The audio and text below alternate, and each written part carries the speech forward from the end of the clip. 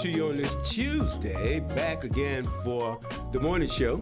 And we have Chairman of the Board of Commissioners, Kirk deViere. He's with us on this morning. Got some great stuff to talk about. See, now, Kirk, our producer, Reverend Paul, you heard him talking smack about his knickerbockers. You know what I'm saying?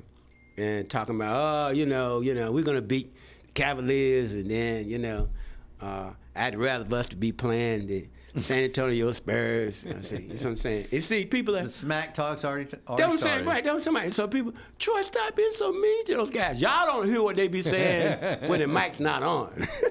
That's where the conversation's happening. That's what I'm saying. Yeah. They don't know, man. Then they say, well, you'll be talking about, beat them like they beat the Raiders. Now, the Raiders play football.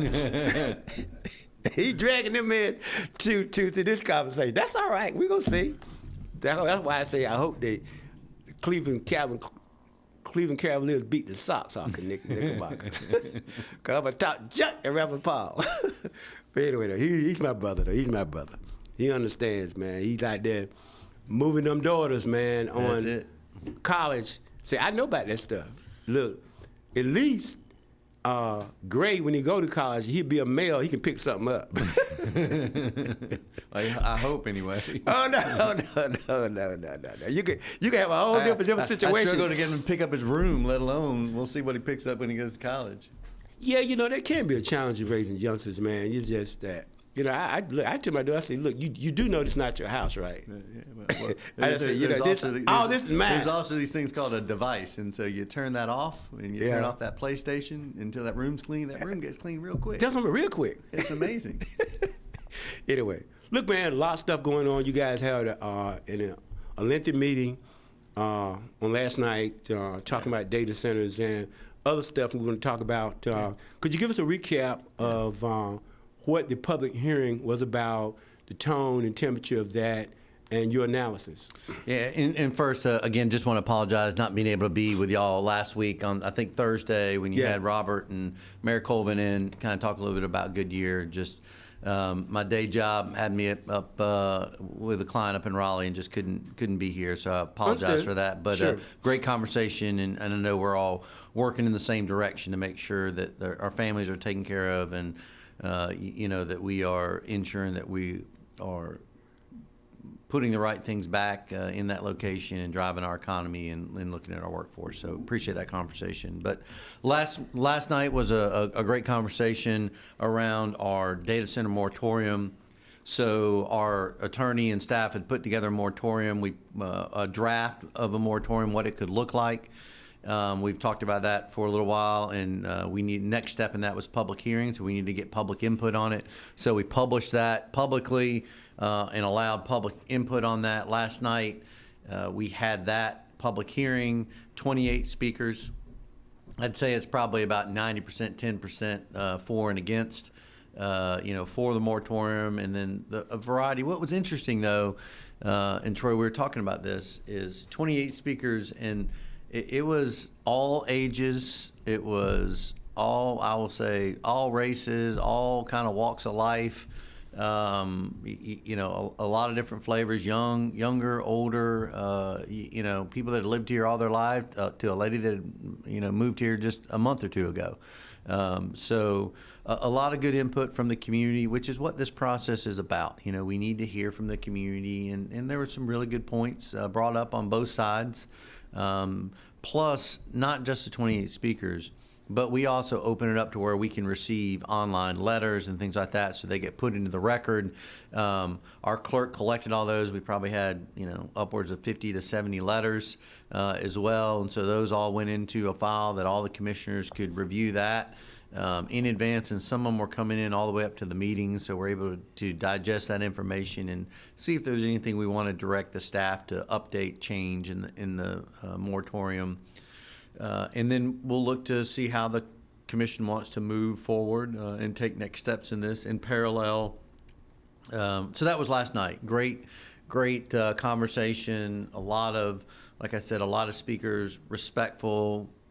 For the most part, we had one little moment that was, but all in all, I know this is a passionate discussion on all sides, but you heard the same things you heard. You heard talk about water and infrastructure and electricity and impact on the environment, but you also heard on the other side, the economic impact that these create. Not so much around the job growth, but how do we lean into this, this industry, and one person even brought up, if it doesn't come in our county and it goes to next door, you're still going to have the resource drain potentially, and you're not going to have the economic impact of it. So again, a lot of good conversation or just around the moratorium, because there'll still be another discussion as we begin to work the ordinance piece of this. And what our staff has done is directed it over for our staff to work with the Joint Planning Commission to put this ordinance together, which is the right process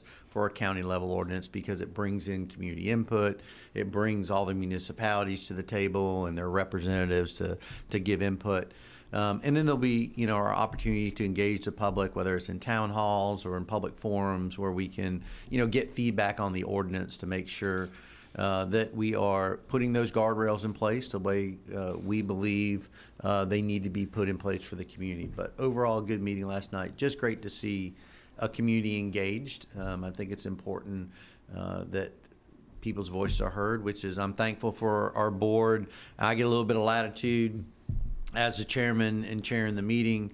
In our public hearings, there's a set amount of times, but I get some latitude, so I let everybody speak. I think it's important that people have their voice. It's the people's house. It's their, it's their commission, and thankful for the board gave me that latitude to allow all those speakers, which made our meeting longer last night, but because we didn't have a lot outside of the agenda, except one other thing that we'll talk about, a hotel and mixed-use development on the Gillespie Street lot.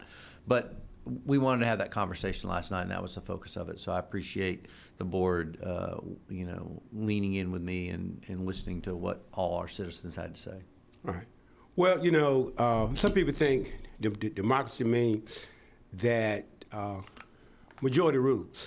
In other words, if you have the majority of people that spoke, if they're against it, then we shouldn't have it. But it's interesting, one of the founding fathers, I think it was James Madison, one of those guys, and this is the example he used, and you can go Google it. I may have the person wrong, but the concept. He said, no, it's like this. He said, two wolves and a lamb were talking about having dinner. You see what I'm saying? And, of course, the two wolves were looking at the lamb. And he was saying, in that sense, the majority would make the lamb be, the greatest sacrifice. Right. He was saying, that's not what a true democracy is about. We live in a democratic republic. All the time, just because most of the people don't want something or do want something, doesn't necessarily mean that that's the best decision. That's right. And I think that as our community moves forward, we need to think about that in that concept. You know what I mean? Remember when we went through this whole thing with Sanderson Farms? Yeah. And the people screaming the loudest, no. And I know for a fact, because I drive down Highway 20, every time I go south, I like to swing around and just take a look at Sanderson Farms right there outside of St. Paul's. I still say we made a mistake back in 2010 or 12. I think it was 2012, somewhere back in there, you know what I mean? And it just, we need to stop doing that. Yeah, you're always going to have, when there's issues, you're always going to have, the against, or the more so than you're going to have the for. The for is easier. It's what people get passionate about. They get passionate about an issue, and it's usually what you see is that louder noise is usually the opposition versus the the proponents of it.